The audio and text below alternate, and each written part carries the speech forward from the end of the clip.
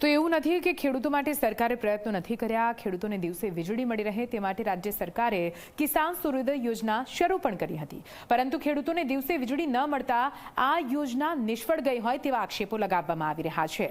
વાત રાજકોટના જેતપુર પંથકની કરવી છે, જ્યાં અનેક ગામડાઓમાં દિવસે વીજળી ન આવતા લોકોને રાત્રિના સમયે કડકડતી ઠંડીમાં ઉજાગરા કરવાની ફરજ પડે છે।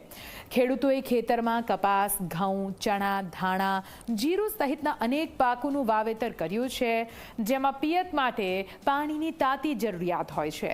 જો કે દિવસે વીજળી મળતી નથી, પરિણામે રાત્રિના સમયે ઠંડીની સાથે સાથે નીલગાય જેવા પશુઓનો ડર પણ તેમને સતાવે છે। આ બધી પરેશાનીઓની વચ્ચે સિંચાઈ કરવા માટે મજબૂર બન્યો છે ખેડૂત। ત્યારે ખેડૂતોએ માંગ કરી છે કે તેમને દિવસે વીજળી આપવામાં આવે, જેથી ખેડૂતોને મોટી રાહત મળે।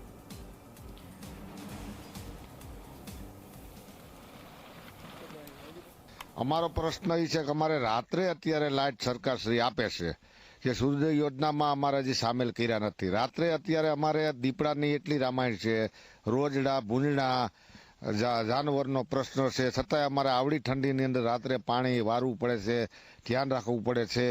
અને છતાંય અમારે અત્યારે અમારી માંગ એક જ છે સરકારશ્રીને કે ભાઈ તમે અમને જ્યોતિ ગામમાં આ સૂર્યોદય ગામની અંદર સમાવેશ કરો અને તાત્કાલિક અમને દિવસની વીજળી આપો, જેથી કરીને અમારા જે જંગલના પ્રાણીઓ સાથે સતત ઘર્ષણ કરવું પડે છે અને ધ્યાન રાખીને અમારે પાણી વારવું પડે છે।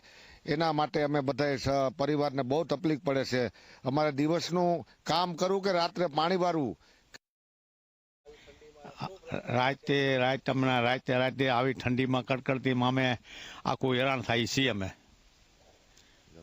જનાવર અમને આવે છે, અહીંયા દીપડા આવે છે, રોજ આવે છે, સિંહ આવે છે, બધું આવે છે અમારા અહીંયા। રાત્રિના લાઇટના હિસાબે જે જંગલના વન્ય પ્રાણીઓનો ત્રાસ છે, તો દિવસની લાઇટ આપવા વિનંતી સરકારશ્રીને। રાત્રિએ ઠંડી બહુ તો વધારે લાગે છે અને વન પ્રાણીઓ તો હેરાન કરે છે, સિંહ, દીપડા જેવા અન્ય પ્રાણીઓ હેરાન કરે છે, જેથી અમારા પરિવારને તકલીફ પડે છે। એટલે દિવસની લાઇટ આપવા વિનંતી। મારો પ્રશ્ન, અમને આ રાત્રિની લાઇટની બહુ હેરાનગતિ છે, તો અમારું પરિવાર બધો હેરાન થાય છે, તો અમને દિવસની લાઇટ મળે એવું કોઈ સરકારશ્રીને વિનંતી કરવામાં આવે।